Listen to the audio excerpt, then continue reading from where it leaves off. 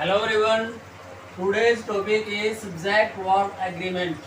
यानी कि सब्जेक्ट और वर्ब का एग्रीमेंट क्या होता है, यानी कि किस सब्जेक्ट के साथ सिंगुलर फॉर्म आती है और किस सब्जेक्ट के साथ प्लूरल फॉर्म आती है वर्ब की। देखो नंबर 1, एनी, नो, सम, एवरी, ईच के बाद एनी, नो, सम, एवरी, ईच के बाद सिंगुलर वर्ब आती है। यानी कि एनी, नो, सम, एवरी और ईच में यदि कोई और शब्द जोड़ दिया जाता है तो उसके बाद सिंगुलर वर्ब आती है। जैसे एवरीबडी के बाद सिंगुलर वर्ब आई है was. Everybody was praising her performance. Everybody was praising her performance. ठीक है, एवरीबडी के बाद वॉज आया है, यानी कि सिंगुलर फॉर्म आई है। नेक्स्ट देखते हैं no one. No one is happy in this world. No one, ठीक है, नो में वन जोड़ा गया है, इसलिए नो के बाद या नो वन के बाद इज सिंगुलर वर्ब आई है या सिंगुलर हेल्पिंग वर्ब आई है। Anybody who is here meet the boss. Anybody कोई भी जो यहाँ है वो कृपया बॉस से मिले या बॉस से मिले। एनी में बॉडी जोड़ा गया है। एनीबडी हु इसलिए क्या है, सिंगुलर है according to this. Who is singular, इसलिए इसके साथ सिंगुलर हेल्पिंग वर्ब आई है, यानी कि एनीबॉडी के बाद सिंगुलर हेल्पिंग वर्ब आती है। समथिंग, सम में थिंग जोड़ा गया है, लेकिन रूल वही है, सम के बाद हमेशा सिंगुलर वर्ब आती है। Something is better than nothing, इसलिए इज आया है। नेक्स्ट रूल है ईदर और नीदर नोर। ये आइदर और नाइदर नोर बोलते हैं, ये गलत प्रोनाउंसिएशन है, तो क्या बोलेंगे इसको, ईदर और नीदर नोर से जुड़े हुए सिंगुलर सब्जेक्ट से ध्यान रखना है। केवल सिंगुलर सब्जेक्ट जब जुड़े हुए हैं इनसे, ईदर और या नीदर नोर से, तो उनके बाद सिंगुलर वर्ब आती है। जैसे either the principal, either the principal और the lecturer. Either the principal और the lecturer will preside the function. Function को प्रिजाइड करेंगे। या अगर इसमें हेल्पिंग वर्ब को और क्लियर करना है, is present in the function. Either the principal और द लेक्चरर इज, क्योंकि दोनों तरफ सिंगुलर सब्जेक्ट है इसलिए इज, ठीक है, is present in the function. Is present in the function, ठीक है, ध्यान रखना है। ईदर द प्रिंसिपल और द लेक्चरर, यानी ईदर और नीदर नोर के साथ जब भी सिंगुलर सब्जेक्ट जुड़ेंगे तो वे सिंगुलर फॉर्म लेते हैं।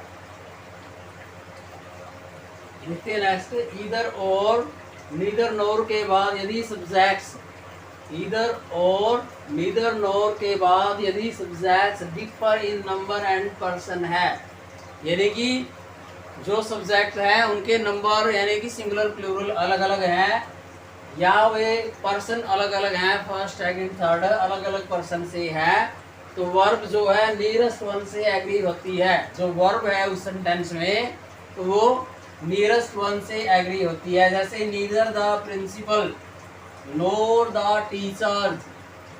Neither the principal nor the teachers are agreed on the topic. ठीक है, पहले प्रिंसिपल आया है लेकिन यहाँ पे टीचर्स है, इसलिए टीचर्स के साथ आर आया है, यानी कि जो नियरेस्ट वन है वर्ब का नियरेस्ट वन कौन सा है, टीचर्स।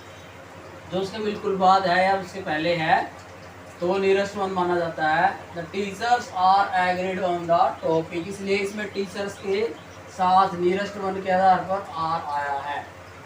नेक्स्ट रूल है as well as, together with, along with. As well as, together with, along with से जुड़े हुए सब्जेक्ट्स में वर्ब फर्स्ट सब्जेक्ट से एग्री करती है। ध्यान से सुनो, as well as, together with, along with से जुड़े हुए सब्जेक्ट्स में वर्ब फर्स्ट सब्जेक्ट से एग्री करती है, जैसे I as well as he, I as well as he am ready to गो। यानी कि जैसे बोलते हैं ना ही के साथ एम कैसे आता है, उस सेंटेंस में यहाँ पे ही है लेकिन ही के साथ क्या आया है एम, क्योंकि as well as along with या टुगेदर विद में सब्जेक्ट सॉरी वर्ब जो है फर्स्ट सब्जेक्ट से एग्री करती है। I as well as he am ready to go. दूसरा एग्जांपल देख सकते हैं, the cabinet ministers, the cabinet ministers as well as PM are, यानी कि पीएम है, पीएम के साथ आर आया है। देखो the cabinet ministers as well as P are coming tomorrow, यानी कि फर्स्ट वन से एग्री करती है हेल्पिंग वर्ब। नेक्स्ट देखिए, यदि ईच, ध्यान से सुनो, यदि ईच किसी प्लूरल सब्जेक्ट के बाद आता है, यदि ईच किसी प्लूरल सब्जेक्ट के बाद आता है तो वर्ब प्लूरल सब्जेक्ट से एग्री होती है। यानी कि यदि ईच किसी प्लूरल सब्जेक्ट के बाद आता है, पहले नहीं बाद में आता, यानी कि सब्जेक्ट पहले आता है ईच बाद में आता है। यदि ईच किसी प्लूरल सब्जेक्ट के बाद आता है तो वर्ब प्लूरल सब्जेक्ट से एग्री होती है, जैसे दे ईच, ईच दे नहीं है, दे ईच प्लूरल सब्जेक्ट पहले आया है, दे ईच वांट, ठीक है ना। वर्ब क्या है, किससे एग्री करती है, प्लूरल से। अगर यहाँ पे सिंगुलर होता तो ये फिर वांट्स होता, ठीक है। They each want to do something better. Next है each of, either of, neither of के बाद सिंगुलर वर्ब आती है, लेकिन यदि ऑफ लगा हुआ है ईच ऑफ या ईदर ऑफ के बाद सिंगुलर वर्ब आती है, जैसे ईच ऑफ द स्टूडेंट्स, लेकिन यहाँ पे प्लूरल है, देखने में तो प्लूरल है, लेकिन वर्ब किसके साथ, किसके हिसाब से आएगी, इससे जो पहले है, ईच ऑफ सब्जेक्ट से पहले है। Each of the students is trying to get good marks, यानी कि स्टूडेंट्स के साथ इज आया है। देखो ध्यान से, स्टूडेंट्स के साथ क्या आया है, इज। क्यों आया है, क्योंकि सब्जेक्ट से पहले इज है। Each of the students is trying to get good marks, each of the students is trying to get good marks. Next rule है इंट्रोडक्टरी, देयर के बाद सिंगुलर सब्जेक्ट सिंगुलर वर्ब और प्लूरल सब्जेक्ट प्लूरल वर्ब लेता है। Introductory का मतलब जो sentence के पहले बिल्कुल शुरू में देयर आता है, तो यानी कि इंट्रोडक्टरी देयर के बाद सिंगुलर सब्जेक्ट सिंगुलर वर्ब लेता है और प्लूरल सब्जेक्ट प्लूरल वर्ब लेता है, जैसे there are 7 days in a week, ठीक है। देयर के बाद क्या है, 7 days प्लूरल है, इसलिए यहाँ पे आर आया है। There are 7 days in a week, ठीक है। यदि यहाँ पर सिंगुलर सब्जेक्ट होता तो देयर के बाद सिंगुलर वर्ब आती, जैसे there is a mango, there is a mango in the fridge,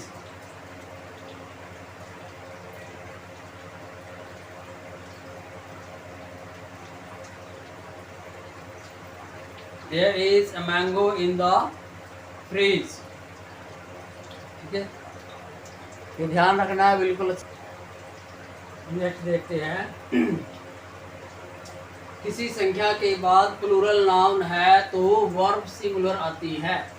किसी संख्या के बाद प्लूरल नाउन है तो वर्ब सिंगुलर आती है, यानी कि संख्या है और संख्या के बाद नाउन प्लूरल है, लेकिन उसकी वर्ब जो है उसमें सिंगुलर आएगी। जैसे 50 ईयर्स, ईयर्स प्लूरल है लेकिन उससे पहले क्या है, संख्या एक। 50 years is a long time, इसलिए ईयर्स के साथ इज, क्योंकि ये 50 ईयर्स एक संख्या है, 50 के साथ सिंगुलर वर्ब आती है, यानी कि संख्या के बाद यदि प्लूरल नाउन है तो भी सिंगुलर वर्ब भी आती है। नेक्स्ट देखो, जब एक ही व्यक्ति के दो या अधिक पद या टाइटल्स को एंड से जोड़ा जाता है तो वर्ब सिंगुलर होती है। जब अलग अलग व्यक्तियों को एंड से जोड़ेंगे तो वर्ब प्लूरल होगी, लेकिन जब एक ही व्यक्ति के दो या अधिक पदों या टाइटल्स को एंड से जोड़ा जाता है तो वर्ब सिंगुलर होती है। जैसे the governor and chancellor of the university, the governor and the chancellor of the university, यानी कि वही गवर्नर है और वही यूनिवर्सिटी के चांसलर हैं।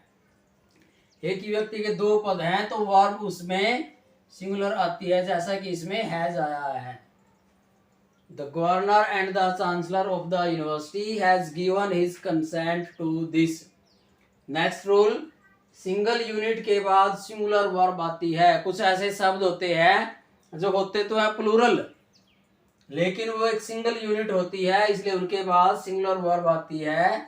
जैसे द बोर्ड ऑफ डायरेक्टर्स, ठीक है, नहीं देखने में प्लूरल है डायरेक्टर्स, लेकिन उसके बाद वर्ब क्या आ रही है, सिंगुलर, क्योंकि ये सिंगल यूनिट का काम कर रही है। The board of directors has agreed to the proposal.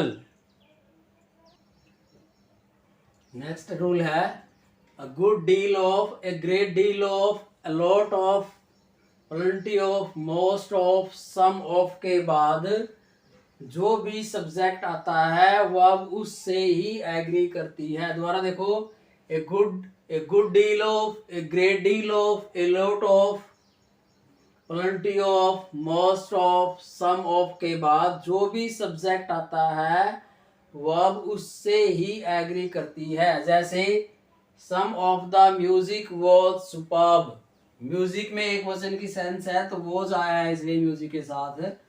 Some of the music was superb. Next sentence है some of the boys were naughty, some of the boys, ठीक है, सम ऑफ के बाद बॉयज आया है, प्लूरल है, तो इसलिए वर्ब भी जो है वर प्लूरल की आई है। ठीक है, ध्यान रखना इसका, सम ऑफ के बाद जो भी सब्जेक्ट होता है वर्ब उसी से एग्री करती है। नेक्स्ट रूल है, नंबर ऑफ के बाद प्लूरल और द नंबर ऑफ के बाद सिंगुलर वर्ब आती है।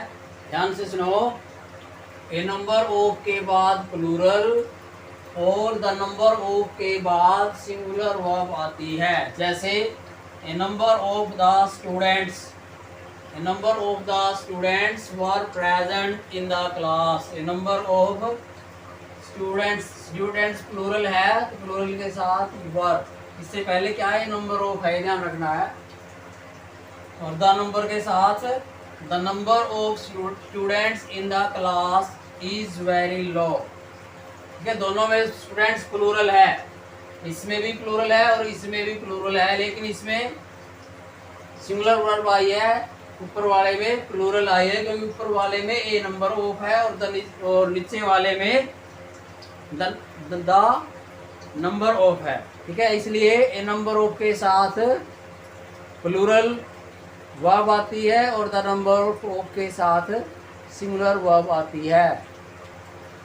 नेक्स्ट रूल जो है बहुत ही आश्चर्यजनक है, ध्यान से देखो, सब्जेक्ट आई के साथ वाक्य यदि पॉजिटिव है तो, यानी कि आई से वाक्य शुरू हुआ है या आई सब्जेक्ट है तो, और वो वाक्य पॉजिटिव है तो उसमें क्वेश्चन टैग आरंट आई होता है, उसमें क्वेश्चन टैग आरंट आई होता है, यानी कि उसमें आर नहीं होगा लेकिन क्वेश्चन टैग फिर भी आरंट होता है। और यदि वाक्य नेगेटिव है तो क्वेश्चन टैग एम आई होता है। देखो एग्जाम्पल से क्लियर हो जाएगा, आई एम ऑप्टिमिस्टिक, आरंट आई, इसमें एम आया है, हेल्पिंग वर्ब जो है एम है, I M optimistic,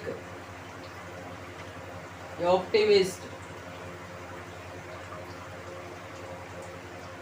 I am optimistic या ऑप्टिमिस्टिक बोल सकते हैं। आरंट आई, क्वेश्चन टैग उसमें क्या है, आरंट, ठीक है, जबकि इसमें आर नहीं आया, एम है, लेकिन क्वेश्चन टैग क्या बना, आरंट आई। यदि वाक्य नेगेटिव है, I am not at faults, I am not at faults, am I, यानी कि वाक्य में नोट आया है लेकिन यहाँ पे क्वेश्चन टैग क्या आएगा, एम आई।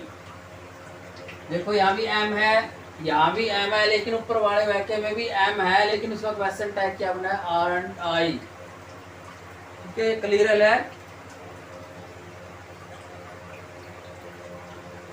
नेक्स्ट रूल है, सब्जेक्ट्स जिनके बाद एस होता है या जिनमें एस जुड़ा होता है वे सिंगुलर होते हैं, जैसे मैथमेटिक्स, इकोनॉमिक्स, स्टैटिस्टिक्स।